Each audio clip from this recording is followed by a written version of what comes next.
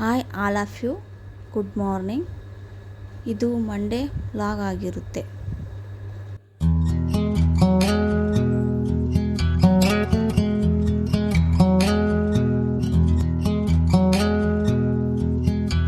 ಇವತ್ತಿನ ವಿಡಿಯೋದಲ್ಲಿ ತುಂಬ ಸಿಂಪಲ್ಲಾಗಿ ಮಾವಿನಕಾಯಿ ಉಪ್ಪಿನಕಾಯಿನ ಹೇಗೆ ರೆಡಿ ಮಾಡೋದು ಅಂತ ನಿಮಗೆ ನಾನು ಹೇಳ್ಕೊಡ್ತೀನಿ.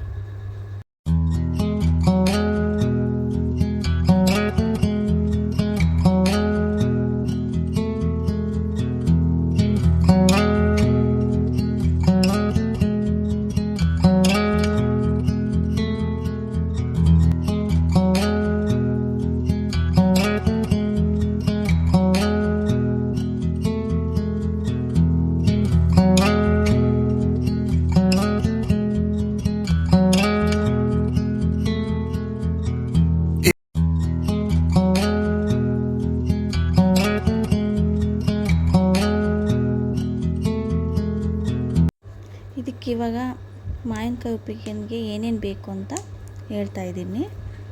ಇದಕ್ಕೆ ಬೇಕಾಗಿರೋ ಸಾಮಗ್ರಿಗಳು: ಮೊದಲಿಗೆ ಖಾರದ ಪುಡಿ ಬೇಕು. ಖಾರದ ಪುಡಿ ನಿಮಗೆ ಎಷ್ಟು ಬೇಕೋ ಅಷ್ಟು ಹಾಕ್ಕೊಳ್ಳಿ. ನಿಮಗೆ ಕಡಿಮೆ ಬೇಕಂದರೆ ಕಡಿಮೆ ಹಾಕ್ಕೊಳ್ಳಿ, ಜಾಸ್ತಿ ಬೇಕು ಖಾರ ನಮಗೆ ಅಂದರೆ ಜಾಸ್ತಿ ಹಾಕ್ಕೊಳ್ಳಿ.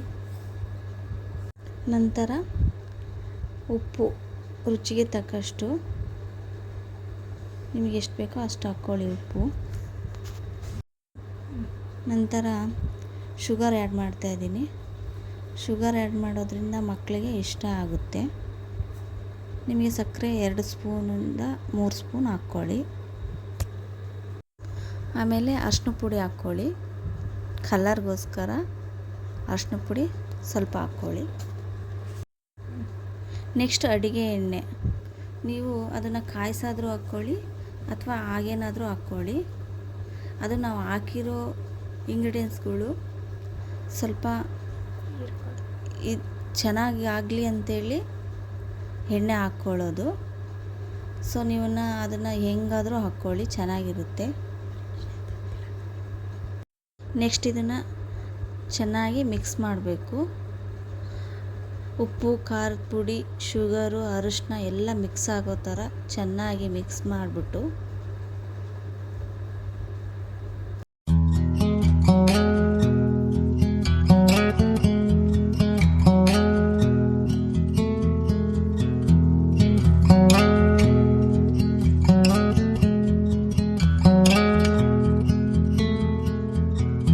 If we tried it, we could.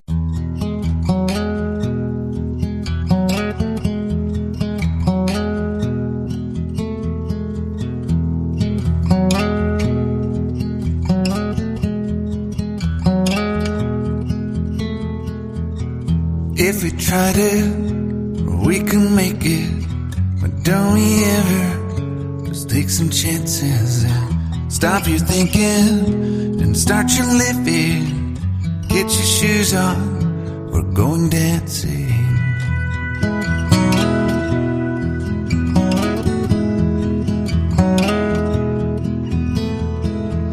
These little problems we could. Finally ಮಾವಿನಕಾಯಿ ಉಪ್ಪಿನಕಾಯಿ ರೆಡಿ ಆಯಿತು. ಇದು ಎಲ್ರಿಗೂ ತಿನ್ನೋಕ್ಕೆ ಚೆನ್ನಾಗೇ ಇರುತ್ತೆ. ಇದನ್ನು ನೀವು ಕೂಡ ಟ್ರೈ ಮಾಡ್ಕೊಳ್ಳಿ. ಮಾಡಿಬಿಟ್ಟು ಹೇಗಿದೆ ಅಂಥೇಳಿ ನನಗೆ ಹೇಳ್ಬಿಡಿ. ತುಂಬ ಬೇಗನೆ ಸಿಂಪಲ್ಲಾಗಿ ಮಾಡುವ ವಿಧಾನ. ಇದನ್ನು ನೀವು ಒಂದು ಬೌಲ್ಗೆ ಹಾಕ್ಕೊಂಡು ಫ್ರಿಜ್ಜಲ್ಲಾದರೂ ಇಟ್ಕೋಬೋದು. ಫ್ರಿಜ್ ಇಲ್ಲದೆ ಇರೋರು 1, 2, 3 ಮಾವಿನಕಾಯಿ ಇಷ್ಟು ಮಾತ್ರ ಮಾಡ್ಕೊಳ್ಳಿ. ಫ್ರಿಜ್ ಇರೋರು ಒಂದು ಸ್ವಲ್ಪ ಜಾಸ್ತಿ ಮಾಡಿಕೊಂಡು ಫ್ರಿಜ್ಜಲ್ಲಿ ಇಟ್ಕೊಂಡು ತಿನ್ಬೋದು, ಚೆನ್ನಾಗಿರುತ್ತೆ.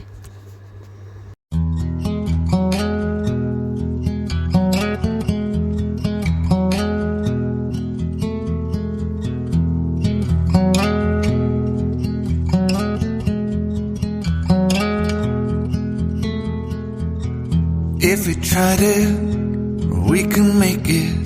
But don't we ever just take some chances and stop your thinking and start your living. Get your shoes on, we're going dancing.